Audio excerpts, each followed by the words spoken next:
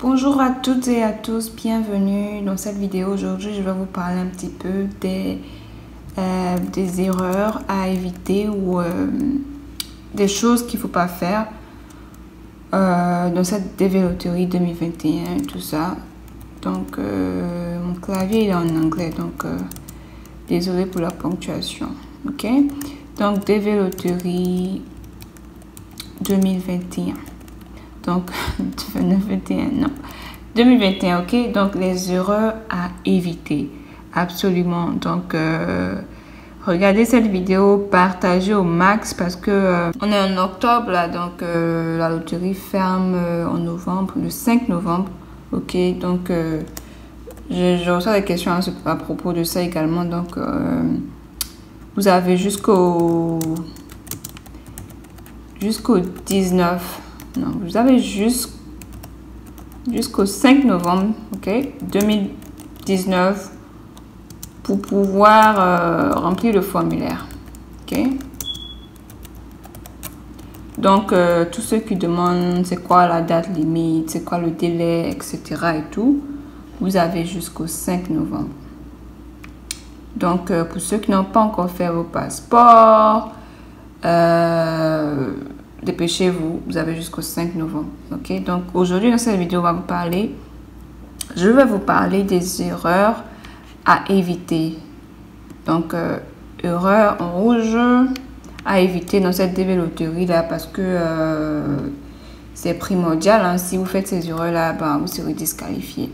Vous pouvez partager avec quelqu'un pour éviter que cette personne là soit disqualifiée de la loterie. Donc, les erreurs à éviter. La première erreur que beaucoup pensent, ne savent pas que c'est une erreur en fait, c'est que ils jouent plusieurs fois.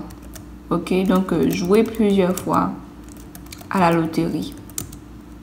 Donc, jouer plusieurs fois, c'est dire que les gens se disent que, oh, ok, si je joue plusieurs fois, si je joue 2, 3, 4, 5 fois, j'aurai plus de chances d'être sélectionné. La seule partie où vous pouvez jouer plusieurs fois, c'est si vous êtes marié. Donc, si vous êtes marié, monsieur et madame, monsieur peut jouer pour lui et sa femme. Et pareil, la dame va jouer séparément pour elle et son mari.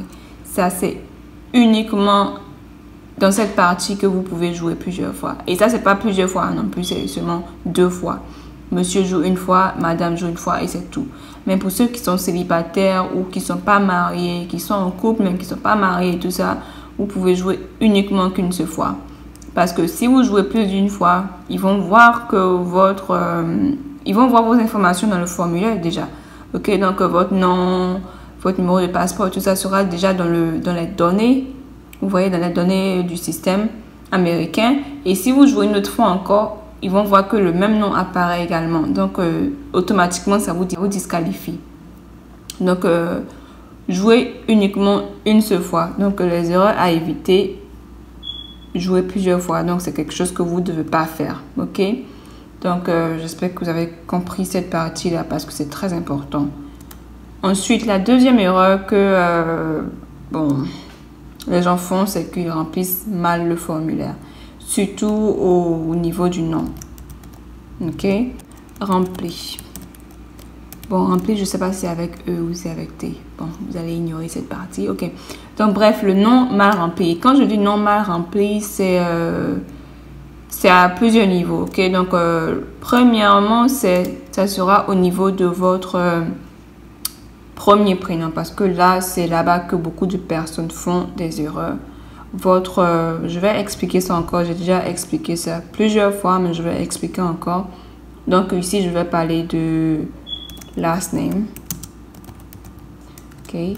Je vais parler de votre first name. Je vais parler de votre middle name. Et le middle name, ils appellent ça, quelquefois, ils appellent ça middle initial. Donc, je vais expliquer ça un peu plus tard. Ok, donc last name, first name, middle name. Donc le last name, c'est votre nom de famille. ok? Donc, votre nom de famille, c'est votre premier prénom. Middle name, c'est votre deuxième prénom, etc. Ok?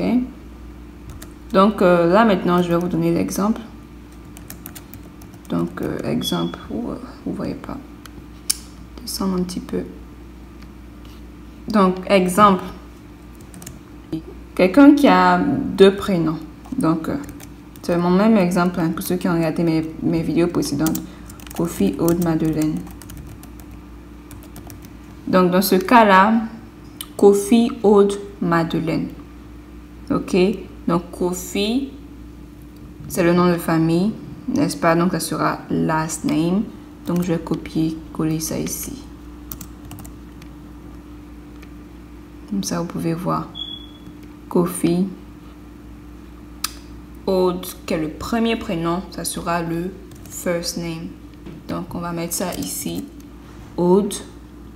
Ensuite, Madeleine, qui est le deuxième prénom. On va mettre ça dans middle name, ok? Donc, middle name ici. Kofi est le nom de famille, donc c'est le last name. J'ai mis ça ici. Aude, premier prénom. First name. Madeleine, deuxième prénom, middle name. Deuxième exemple, on va prendre le cas de quelqu'un qui a un nom composé. Disons que la personne s'appelle Sissoko. Sissoko Moussa. Moussa Dramé. Et puis son autre prénom c'est, on m'a dit, Issouf. Ok?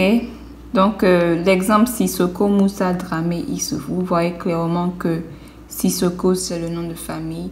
Donc, ça sera le last name. Donc, je vais mettre ça ici également, mais je vais mettre ça avec une autre couleur. Ça, vous pouvez voir.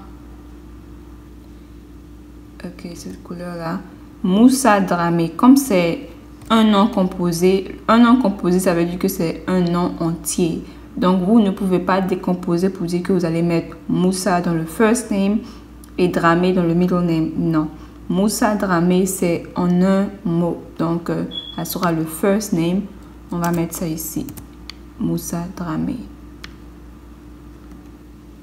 Ok. Je mets son bleu. Et Issouf, dans ce cas-là, Issouf, c'est le middle name, c'est le deuxième prénom. Donc, vous allez mettre ça ici. Ok, bien entendu. Et donc voilà, c'est très simple. Donc pour ceux qui ont un nom composé, c'est votre premier prénom. Si le nom composé est en première position, ce sera votre premier prénom. Mais si le nom composé est en deuxième position, disons que si la personne s'appelle Sissoko Issouf Moussa Dramé, dans ce cas contraire, Issouf sera le premier prénom, first name, et Moussa Dramé sera le middle name, qui est le deuxième prénom. Maintenant, disons que la personne a 3 prénoms. La personne s'appelle Kofi, Aude, Madeline. Voilà, on va prendre Madeline dans ce cas-là. Et puis Sarah. Ok, je change ça.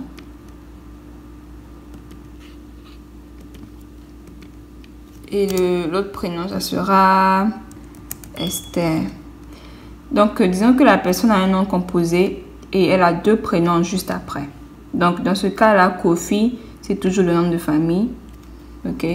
Donc, Kofi sera toujours le nom de famille. Ça sera last name. Ensuite, Aude, Madeleine, ça sera le first name parce que c'est en un mot, c'est un nom composé. Donc, ça sera ici. Et Sarah sera le middle name, ok? Et Esther, vous pouvez laisser Esther ou vous pouvez également mettre Esther dans le middle name. Là, il n'y a pas de problème. Donc, c'est à vous de voir si vous voulez prendre tout Esther, Sarah Esther.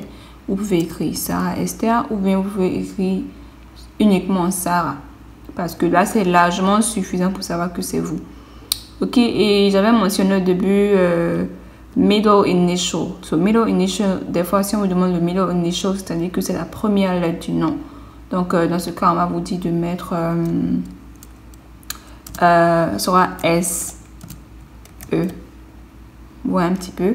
Parce que middle initial, ça veut dire que c'est la première lettre de votre deuxième prénom. Donc, dans ce cas-là, ça sera S. Vous mettez un point juste après, et puis voilà. Donc, ça, c'est très important parce que si vous avez mal rempli votre nom, que ce soit le premier prénom, le deuxième prénom, le nom de famille, etc., ça va compliquer les choses. Donc, soyez sûr que vous avez bien compris cette partie-là. Si vous avez des questions, posez-les en commentaire ou sur ma page Instagram Raisha NJ, ok? Donc, j'espère que vous avez bien compris cette partie. Donc, ne jouez pas plusieurs fois, jouez une seule fois. Soyez sûr que les informations sont correctes et que ce soit pareil dans le passeport. Ok? Il y a des gens qui m'ont dit que dans les passeports, ils ont écrit seulement non. C'est-à-dire ils ont écrit non, que ce soit pour le premier prénom, pour le deuxième prénom, tout ça. Mais c'est à vous de voir. Vous savez que votre nom de famille, c'est Kofi. Vous allez mettre ça dans le last name, ainsi de suite. Ok? Je vois beaucoup de commentaires des gens qui disent « Oh, j'ai pas de passeport, est-ce que je peux jouer? J'ai pas de passeport, est-ce que je peux jouer? » Pas de passeport. Vous allez voir que j'ai écrit ça dans mes commentaires là. Pas de passeport égale pas de DV loterie. Et quand je dis pas de passeport égale pas de DV loterie, entendez par là que si vous n'avez pas de passeport, vous ne pouvez pas remplir le formulaire et vous serez disqualifié. Ça veut dire que votre application, votre formulaire ne sera pas soumis, n'est-ce pas? Donc, pas de passeport égale pas de DV loterie. Donc, soyez sûr d'avoir un passeport. Parce que la partie où vous avez écrit... parce que dans la DV loterie, il y a une partie où vous avez écrit no passport. Et puis, ils ont mis les différentes raisons. Mais j'ai déjà expliqué ça que c'est si tu es dans un pays qui ne te permet pas d'avoir un passeport. C'est-à-dire que c'est un pays qui contrôle tout, qui contrôle le gouvernement, qui contrôle la population. On te dit que tu ne peux pas avoir de passeport parce que tu n'as pas le droit et tout ça. Dans ce cas-là, oui, tu peux jouer sans passeport. Donc ça, c'est pour les pays communistes et tout ça. À part ça, tu as besoin de passeport. C'est obligatoire. Parce que si tu n'as pas de passeport, tu ne peux pas jouer à la loterie. Parce qu'on va te demander ton numéro de passeport, la date d'expiration, etc. Donc, pas de passeport égale pas de DV loterie. Donc, c'est une erreur que vous ne devez pas faire. Donc, soyez sûr d'avoir un passeport. Vous avez encore le temps pour pouvoir, comme je l'ai dit, là, c'est jusqu'au 5 novembre. Donc, vous avez le temps pour remplir votre passeport, pour avoir votre passeport et tout ça. Ok? Une erreur à ne pas commettre qui est fondamentale, c'est celle du confirmation number. Donc, le confirmation number, c'est le numéro qu'on vous donne à la fin de votre formulaire. Donc, quand vous finissez de remplir le formulaire, on vous donne un numéro. On vous dit, gardez ce numéro-là parce que c'est le numéro que vous allez utiliser pour vérifier si vous avez été sélectionné. Ok, c'est le numéro de sélection. Parce que en mai 2020, les résultats sortent en mai 2020. Donc en mai 2020, quand vous allez aller sur la page de la DV loterie et que vous voulez vérifier si vous avez été sélectionné ou pas, c'est le numéro de confirmation qu'on va vous demander de mettre avec votre nom et date de naissance. Mais si vous avez perdu votre numéro de confirmation, comment vous allez savoir si vous avez été sélectionné? C'est pour ça que c'est très important pour vous de garder votre numéro de confirmation. Donc, une chose que je vous conseille de faire, c'est que quand vous finissez de remplir le formulaire, à la fin, là, prenez en photo le numéro de confirmation, que ce soit avec votre téléphone ou avec votre ordinateur.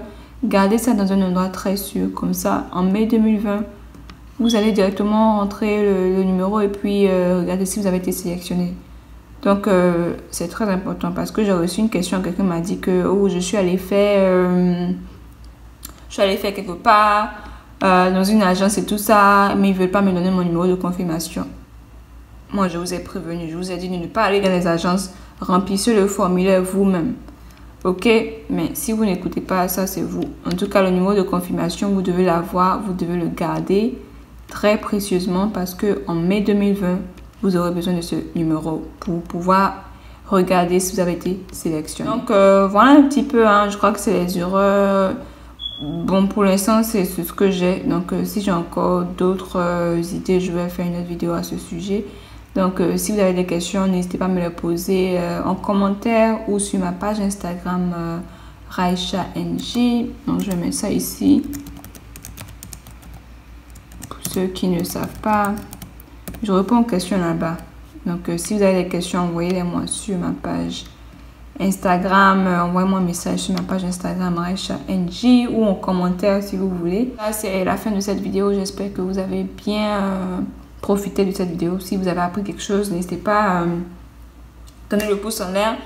Partagez également la vidéo, informez autour de vous parce que c'est très important. Quand vous évitez ces choses-là, ça vous donne plus de chances également d'être sélectionné. Parce que si vous avez des erreurs, vous serez disqualifié. Donc, évitez les erreurs, vous aurez plus de chances d'être sélectionné. Donc, voilà un petit peu ça. Merci d'avoir regardé cette vidéo. N'hésitez pas à donner le pouce en l'air, partagez, abonnez-vous si vous n'êtes pas encore. Posez-moi la question sur ma page Instagram ou en commentaire ici. Et je vous dis bonne chance pour ceux qui n'ont pas encore joué à la loterie et pour ceux qui ont déjà rempli le formulaire. Bonne chance également et on se dit à la prochaine pour une autre vidéo. Bye!